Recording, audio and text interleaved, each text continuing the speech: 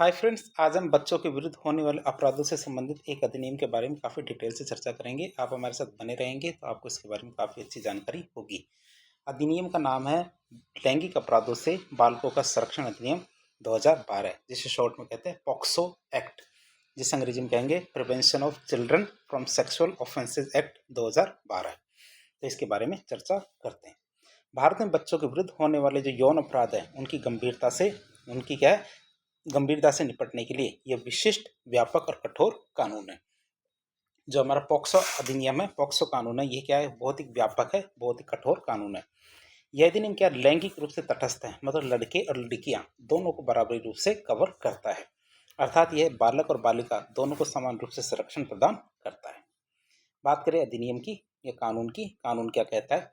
सबसे पहले लागू होने की तिथि की बात करें तो 14 नवंबर 2012 को, मतलब बाल दिवस के अवसर पर इसे लागू किया गया था। विस्तार की बात करें तो संपूर्ण भारत में लागू है।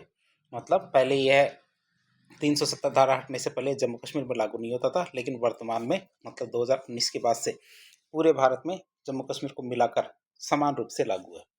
संरचना की बात करें तो इस अधिनियम में 8 तो चैप्टर्स है और 38 धाराएं हैं। आप इसे याद रखना, 8 चैप्टर्स 38 धाराएं। फिर देखते हैं हमारे अधिनियम की जरूरत क्या है, अधिनियम की आवश्यकता क्या थी लाने की। सबसे पहले विशिष्ट विधि का अभाव, मतलब बच्चों से जो सेक्सुअल ऑफेंसेज होते हैं उनके लिए कोई विशिष्ट कानून नहीं था, इसलिए ये लाया गया। तो विशिष्ट विधि का अभाव। पॉक्सो से पूर्व बच्चों के साथ होने वाले यौन अपराधों की भारतीय दंड संहिता मतलब आईपीसी के विभिन्न प्रावधानों के अंतर्गत उनको रखा जाता था, जो क्या थे, अपर्याप्त थे और सभी प्रकार के अपराधों को कवर नहीं करते थे। पहला कारण तो यह है। दूसरा, फिर बाल और वयस्क में अंतर की बात करते हैं तो पुराने कानूनों में वयस्क पीड़ित और बाल पीड़ित में कोई खास अंतर नहीं था। मतलब वयस्क पीड़ित और बाल पीड़ित दोनों में कोई खास अंतर नहीं हुआ करता था। फिर परिभाषाओं में समस्या थी। तो पॉक्सो अधिनियम में पहली बार यौन अपराधों के रूप के जितने भी रूप होते हैं सभी रूपों को बच्चों के संदर्भ में स्पष्ट रूप से परिभाषित किया गया है। अब हम देखेंगे जो हमारे RS 2000 परीक्षा के अंदर 16 के अंदर आया हुआ प्रश्न ये था, जो हमारे ये अधिनियम है पॉक्सो अधिनियम, इसका मुख्य उद्देश्य क्या है। उद्देश्य की बात करें तो बच्चों को लैंगिक हमले, यौन उत्पीड़न और जो अश्लील चित्रण है जिसे पोर्नोग्राफी भी कहते हैं, जैसे जो अपराध है वहाँ उनसे सुरक्षा प्रदान करना और उनका हितों का संरक्षण करना। तो ये उसका उद्देश्य है। जो अधिनियम है, अधिनियम का क्या उद्देश्य है, बच्चों को लैंगिक हमले, यौन उत्पीड़न और जो अश्लील चित्रण है जैसे अपराधों से सुरक्षा प्रदान करना और उनके हितों का संरक्षण करना।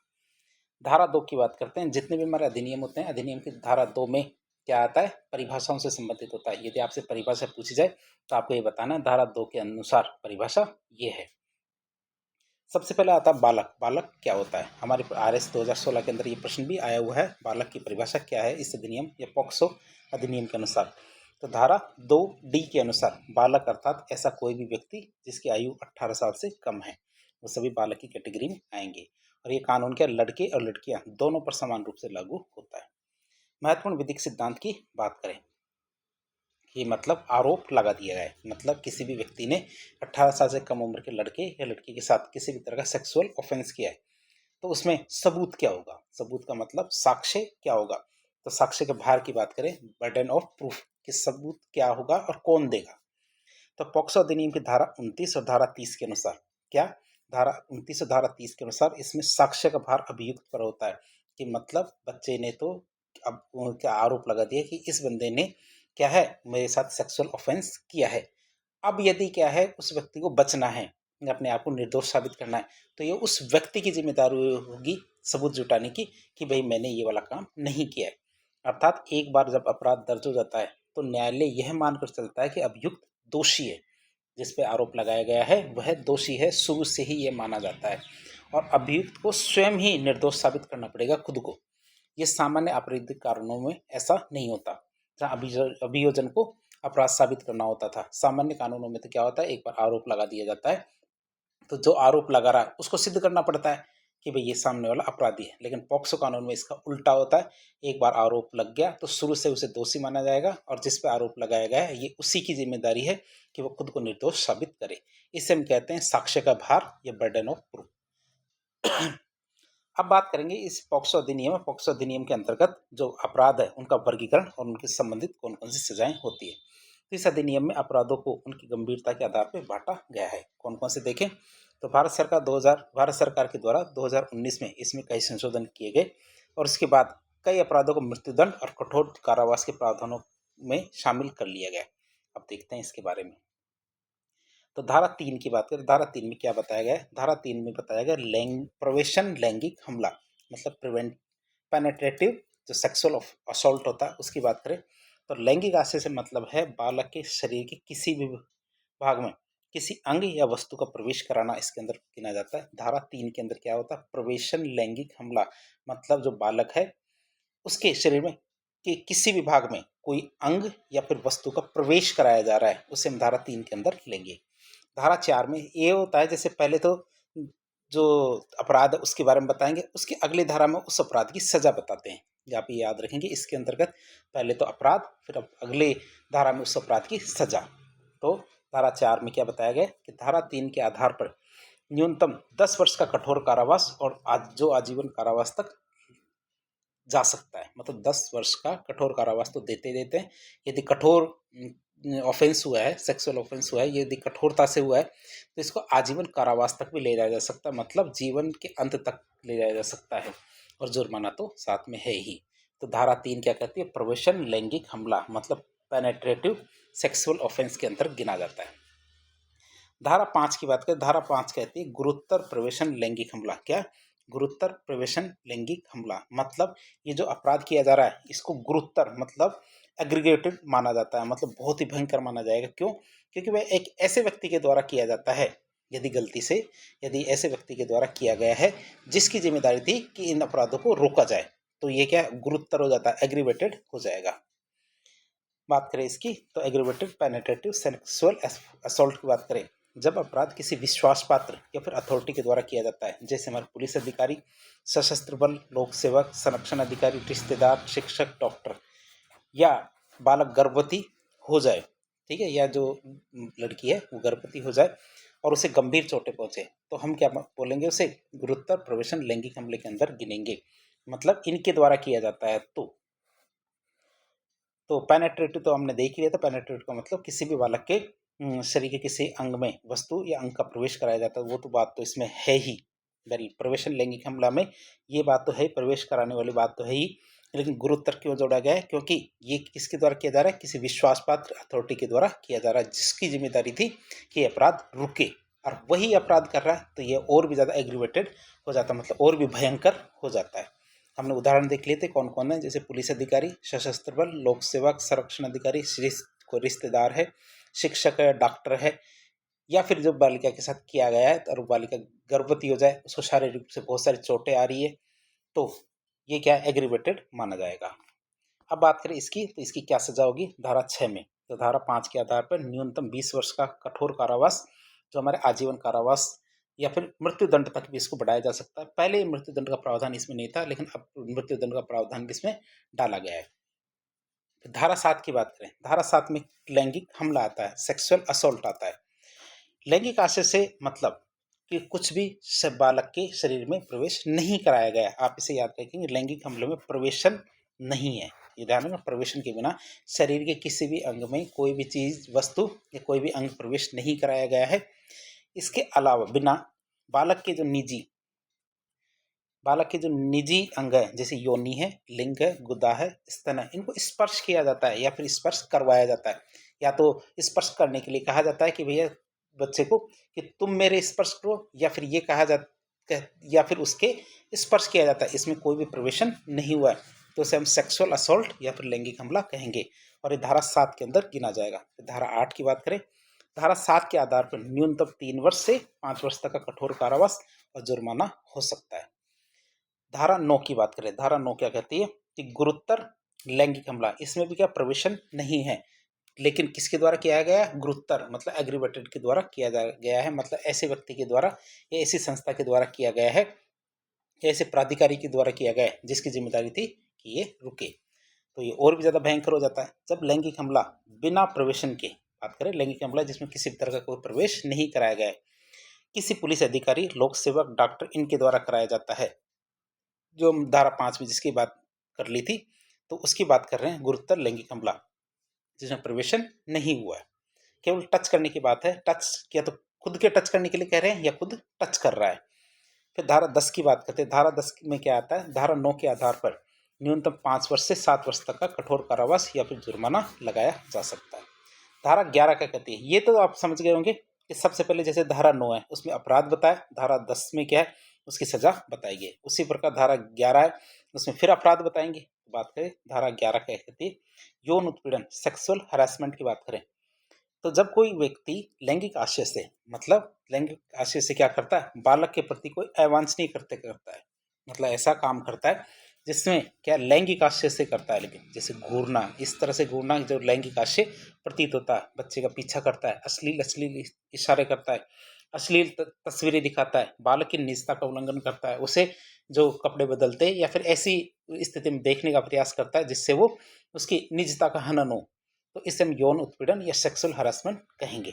अब धारा 12 में इसके आधार पर इसकी सजा बताई गई है, किसकी, धारा 11 की। और वो क्या बताई गई है, धारा 11 के आधार पर 1 वर्ष से 3 वर्ष तक का कारावास या फिर जुर्माना दोनों भी हो सकता है। फिर अगली आती है धारा 13। धारा 13 क्या है, अश्लील प्रयोजनों के लिए बालकों का प्रयोग किया जाए। अश्लील प्रयोजनों के लिए बालकों के प्रयोग की बात करें तो यह धारा क्या, अश्लील उद्देश्य के लिए किसी बालक का उपयोग करने के अपराध को परिभाषित करती है। और परिभाषा क्या है कि कोई भी व्यक्ति अपराध करता है यदि वह लैंगिक रूप से स्पष्ट सामग्री या अश्लील उद्देश्यों के लिए बच्चे का उपयोग करता है। जैसे किसी बालक का उपयोग करता है, उसे बहलाता फुसलाता है, उसे मजबूर करता है। जैसे किसी बालक को लेके आए और उसको अश्लील उद्देश्यों के लिए प्रयोग में किया, ठीक है, तो उस बच्चे का उपयोग कर रहे हैं भाई, वो ना तो उसके टच कर रहा है, ना प्रवेशन कर रहा है, लैंगिक असोल्ट कर रहा है, लेकिन वो ये नहीं कह सकता कि मैंने तो उस बच्चे के साथ किसी भी तरह का कोई गलत कार्य नहीं किया, ना तो प्रवेशन कराया, ना छुआ, ना फिर उसका हैरेसमेंट किया, ना लैंगिक हमला किया, कुछ भी नहीं किया, मैं तो बस लैंगिक वो अश्लील सामग्री बनाने के लिए बच्चे को लेके आया था, पहले बच्चे को बहलाने फुसलाने का काम किया था, या उसको थोड़ा मजबूर करने डराने का काम किया था। तो ऐसा नहीं कि वो बच जाएगा, उसको भी इसी श्रेणी में गिना जाएगा। किसी बालक को ऐसी सामग्री में शामिल कर लिया जाए चाहे वह वास्तविक हो या कृत्रिम, तो ये भी उस धारा 13 के अंदर अपराध की श्रेणी में गिनी जाएगी, मतलब अश्लील प्रयोजनों के लिए बालकों का प्रयोग की श्रेणी में मानी जाएगी। ऐसी सामग्री का उत्पादन, व्यापार और भंडारण या प्रदर्शन करता है, क्या, ऐसी सामग्री का उत्पादन, व्यापार, भंडारण या प्रदर्शन करता है जिसमें कोई बालक शामिल हो, तो ये हमारे धारा 13 के अंदर इसको गिना जाएगा। धारा 14 क्या कहती है, धारा 14 इसके अपराध की सजा की बात करती है। तो धारा 13 के अनुसार पहली बार अपराध करने पर न्यूनतम 5 से 7 साल तक का कठोर कारावास या जुर्माना होगा। दूसरी बार करने पर या बाद में अपराध करने पर न्यूनतम 7 साल से 10 साल तक का कठोर कारावास या जुर्माना दोनों ही हो सकता है। फिर आती धारा 15। धारा 15 क्या कहती है कि भंडारण पर, या कोई अश्लील सामग्री, बच्चों से संबंधित अश्लील सामग्री की बात करें, उसका भंडारण अपने मोबाइल में, अपने लैपटॉप में या फिर कहीं भी भंडारण करने का प्रयास करता है, इलेक्ट्रॉनिक रूप से या फिजिकल रूप से भंडारण करने का प्रयास करता है, तो उस पर न्यूनतम 1 से 3 वर्ष तक का कारावास, जुर्माना या दोनों हो सकती है।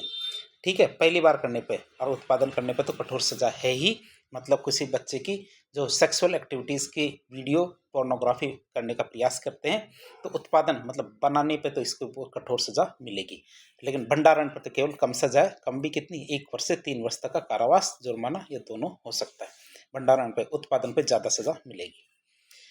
फिर धारा 16 की बात करें, अपराध के लिए उकसाना, मतलब कोई भी व्यक्ति खुद अपराध नहीं कर रहा लेकिन दूसरे व्यक्ति को उकसाता है कि वह जाके अपराध करे। तो ऐसा नहीं है कि जिसने अपराध किया उसको सजा, उसको तो सजा मिलेगी ही मिलेगी, लेकिन जो उकसाने का काम करता है उसको भी सजा मिलेगी। वो ये नहीं कह सकता कि मैंने तो केवल कहा था कि अपराध तो उसी ने किया है, ये नहीं कह सकता वो, क्योंकि अपराध करने वाले को सजा तो मिलेगी मिलेगी, उकसाने वाले को भी उतनी ही सजा मिलेगी। किसी बालक के विरुद्ध पॉक्सो के अंतर्गत अपराध करने के लिए उकसाना या षड्यंत्र करना धारा 16 के अंतर्गत अपराध माना जाएगा। धारा 17 की बात करें तो धारा 16 के अनुसार उस अपराध के लिए निर्धारित सजा के समान ही सजा दी जाएगी। अब बात करेंगे, बच्चे ने किसी पे आरोप लगा दिया, ये तो हमने देख लिया कि आरोप लगाने के बाद तब से ही जो आरोपी है वो दोषी माना जाएगा। यदि वो बचना चाहता है तो वो पूरी की पूरी प्रक्रिया के दौरान खुद को खुद ही साबित करेगा कि वह निर्दोष है। अब बात करेंगे प्रक्रिया कैसे होगी। जांच और सुनवाई की बात करें तो यह अधिनियम जांच और अदालती कार्रवाई के दौरान, क्या, जांच और अदालती कार्रवाई के दौरान बालक के जो मानसिक स्वास्थ्य और उसकी गोपनीयता का विशेष ध्यान रखता है कि बच्चे का मानसिक स्वास्थ्य नहीं बिगड़ना चाहिए, साथ ही साथ क्या, बच्चे की जो आइडेंटिटी है उसको गोपनीय रखा जाए। फिर अपराध की रिपोर्ट करने की बात करें, धारा 19 से 21 के बीच में इसको बताया गया है। सबसे पहले देखें मैंडेटरी रिपोर्टिंग। अपराध हुआ है तो उसकी रिपोर्टिंग मैंडेटरी है, अनिवार्य रूप से रिपोर्टिंग की जानी चाहिए। यदि ऐसा नहीं करेंगे तो भी ये अपराध है। मतलब यदि किसी व्यक्ति को ये विश्वास हो जाता है, चाहे वो चिकित्सक, शिक्षक, संस्था प्रमुख सहित किसी को भी ये विश्वास हो जाता है कि पॉक्सो के अंतर्गत अपराध तो हुआ है। कई बार पता लग जाता है किसी को भी, जैसे स्कूल में टीचर को पता लग जाता है कि जो बच्चे उनके यहाँ पढ़ते हैं उनमें किसी भी बच्चे के साथ पॉक्सो के अंतर्गत अपराध तो हुआ है, या फिर चिकित्सक, शिक्षक, संस्था प्रमुख किसी को भी पता चल जाता है कि पॉक्सो के अंदर बच्चे के साथ अपराध हुआ है या फिर होने की संभावना है, ऐसे लक्षण दिख रहे हैं जिसमें क्या है, किस तरह का अपराध होने की संभावना है, तो उसकी रिपोर्ट स्थानीय पुलिस और विशेष किशोर पुलिस इकाई जो SJPU है उसको करना अनिवार्य है। क्या विशेष किशोर पुलिस इकाई है SJPU, इसको करना अनिवार्य है। प्रक्रिया की बात करें तो पुलिस को बाल कल्याण समिति CWC को सूचित करना होगा। तो प्रक्रिया की बात करें तो पुलिस को क्या है कि पहले पुलिस को सूचना देनी है, फिर पुलिस की बात के आगे क्या, बाल कल्याण समिति है, पुलिस उसको सूचना देगी और मामले की सुनवाई विशेष न्यायालय के द्वारा की जाएगी। इस दौरान क्या मामले की सुनवाई कौन करेगा, विशेष न्यायालय के द्वारा की जाएगी। फिर सजा के प्रावधान की बात करें तो धारा 21 के अंतर्गत सजा के प्रावधान बताए गए हैं। रिपोर्ट नहीं करने पे धारा 21 में क्या बताया, यदि ऐसी रिपोर्ट नहीं की जाती तो 6 माह तक का कारावास, जुर्माना हो सकता है। ऐसी रिपोर्ट जैसे मान ले बच्चे के साथ किसी भी तरह का लैंगिक हमला या फिर असॉल्ट होता है, हरासमेंट होता है और उसके माँ बाप ने या उसके गार्जियन से या किसी जानकार ने इसकी रिपोर्ट नहीं की तो उनके खिलाफ 6 महीने का कारावास या जुर्माना हो सकता है रिपोर्ट नहीं करने पे, धारा 21 में। और यदि रिपोर्ट करने जाते हैं और जो पुलिस इंचार्ज है या हेड है पुलिस थाने के अंदर वो रिपोर्ट नहीं दर्ज करता, वो भाई वो तो करना चाहते हैं, दर्ज कराना तो चाहते हैं उसके माँ बाप या गार्जियंस, लेकिन जो पुलिस इंचार्ज है वो दर्ज नहीं करता तो क्या होगा, किसी संस्था के इंचार्ज द्वारा रिपोर्ट नहीं करने पर तो उसे 1 साल तक का कारावास और जुर्माना दोनों ही हो सकते हैं। फिर बात करें गलत रिपोर्टिंग की, मतलब किसी से बदला लेना है तो बच्चे के मुंह से क्या गलती से करवा देते हैं कि भैया मेरे साथ ऐसा ऐसा ऐसा यहाँ किया है और किसी का भी नाम ले लेंगे, तो इस तरह की गलत रिपोर्टिंग होती है। तो जानबूझकर गलत रिपोर्ट करने पर 6 महीने की सजा हो सकती है। गलत रिपोर्टिंग करने पर क्या 6 महीने की सजा हो सकती है। फिर बच्चे की गोपनीयता सुरक्षा की बात करते हैं धारा 22 से 23 में। धारा 22 से 23 की बात करें, अपमान और धमकाना।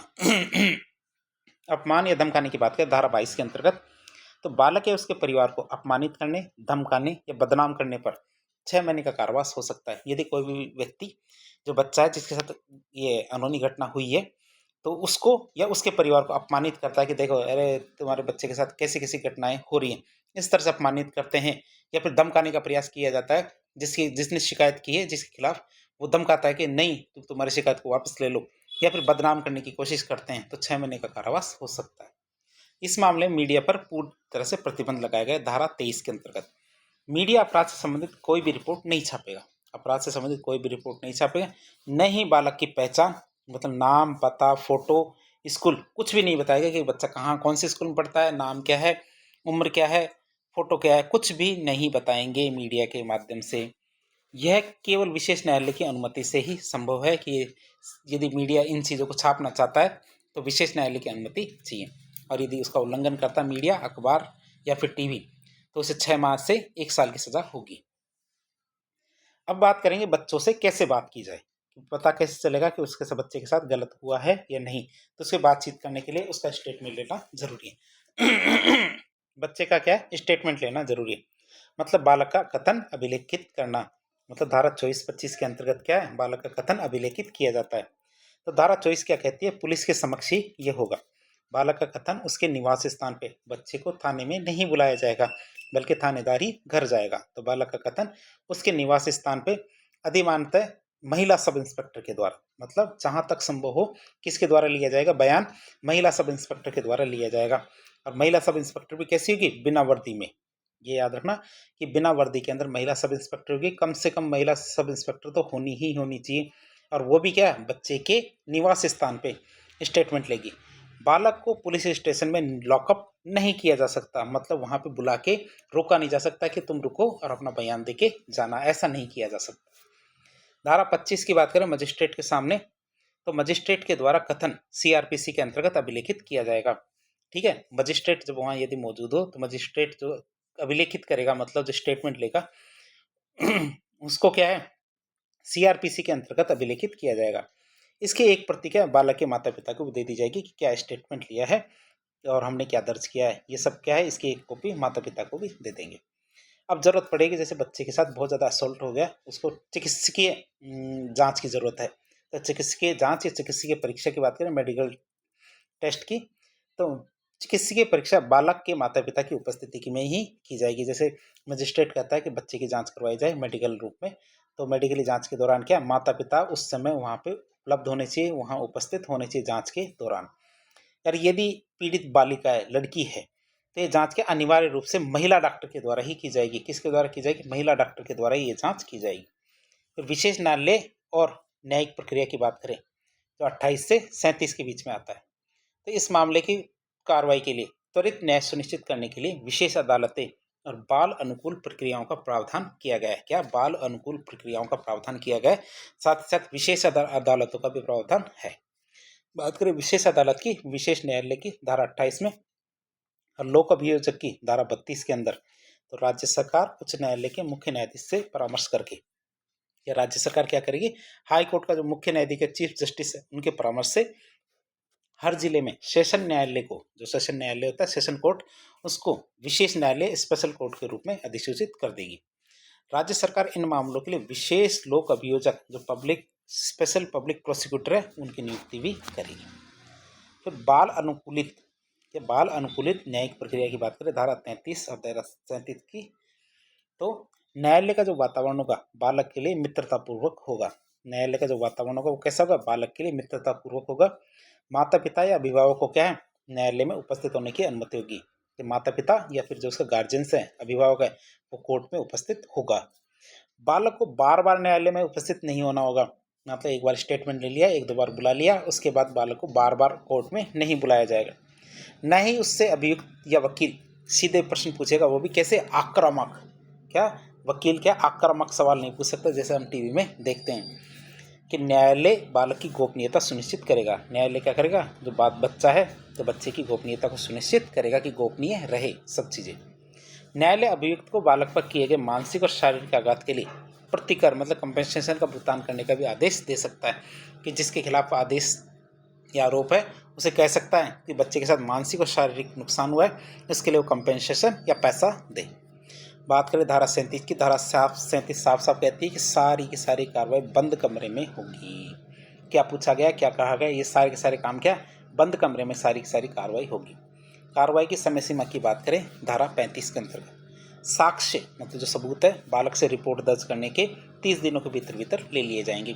बच्चे से संबंधित जो भी सबूत लेने हैं, वो जब अपराध घटित हुआ है उसके बाद जो रिपोर्ट होती है, तो रिपोर्ट दर्ज होने के 30 दिनों के भीतर भीतर सारे के सारे सबूत इकट्ठे कर लिए जाएंगे।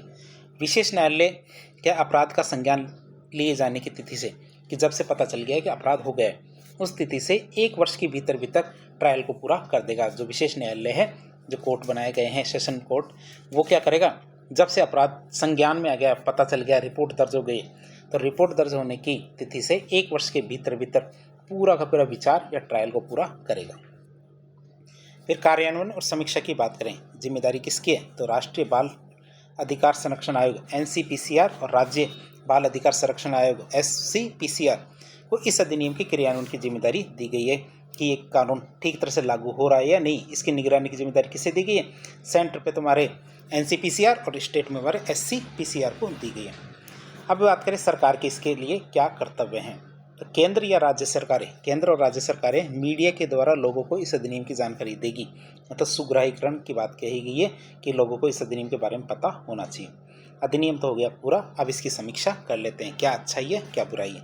अच्छी बातों की बात करें, सकारात्मक पहलुओं की, तो बच्चों के विरुद्ध यौन अपराधों के लिए यह सबसे पहला विशिष्ट रूप से बनाया गया कानून है।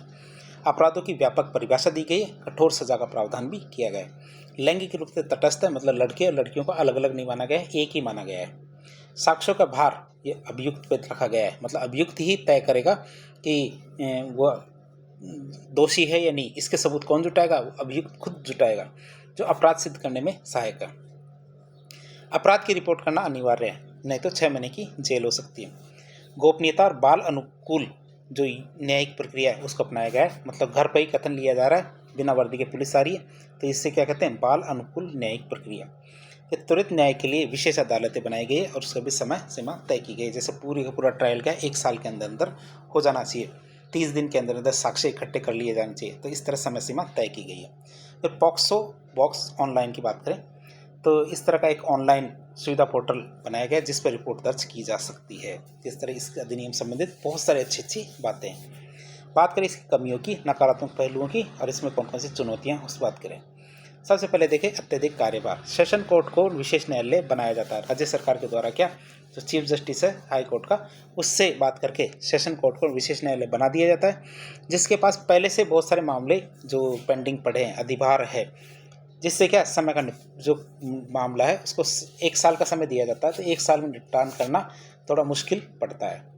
मतलब उसके पास पहले से इतने सारे केस है, एक और केस आ जाता है, और भी बहुत सारे केस आ जाते हैं सेशन कोर्ट के पास, तो वो और समय सीमा भी दी गई है कि 1 साल के अंदर अंदर इसको पूरा करना चाहिए, तो यह थोड़ा दिक्कत करता है। फिर कम जागरूकता की बात करें, अधिनियम के प्रति अभी भी कम जागरूकता है, लोगों को पता ही नहीं है कि इस प्रकार का कोई अधिनियम भी है। फिर रिपोर्टिंग में देरी, यद्यपि रिपोर्ट करना अनिवार्य है, लेकिन परिवार अक्सर सामाजिक लोक लाज के डर से क्या रिपोर्ट दर्ज ही नहीं कराते, और रिपोर्ट दर्ज करवाने की कोई ऊपरी सीमा भी तय नहीं की गई है कि जब जो मामला घटित हो गया, मतलब ये सेक्सुअल असॉल्ट हो गया, तो उसके कितने समय बाद तक हम रिपोर्ट दर्ज करा सकते हैं। बस ये कहा गया है कि रिपोर्ट दर्ज नहीं कराई तो। फिर दुरुपयोग की संभावना की बात करें, चूँकि साक्ष्य का भार किस पे, अभियुक्त पे होता है, इसलिए कानून का दुरुपयोग की संभावना ज़्यादा बनी रहती है। तो इस तरह आज एक लेक्चर के जरिए हमने बच्चों के खिलाफ जो होने वाली जो अपराध है उनसे संबंधित जो अधिनियम है उनको काफ़ी डिटेल से समझा। तो इस प्रकार के इन्फॉर्मेटिव वीडियो देखने के लिए हमारे चैनल से जुड़े। वीडियो यदि पसंद आता तो वीडियो को लाइक करें, चैनल को सब्सक्राइब करें, अपने दोस्तों के साथ शेयर करें। धन्यवाद।